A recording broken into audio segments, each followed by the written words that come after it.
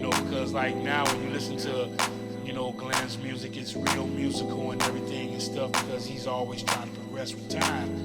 And we just said, man, we need to go back and take it back to that year of 95, 97, that era. So that's what we did with this new album and everything. So he still pulls it out and still play with it. So now when I go home, I'm gonna go in the studio and I'm gonna be like, I'm just gonna take this home for about a month or something and get back reacquainted with it and everything, But actually,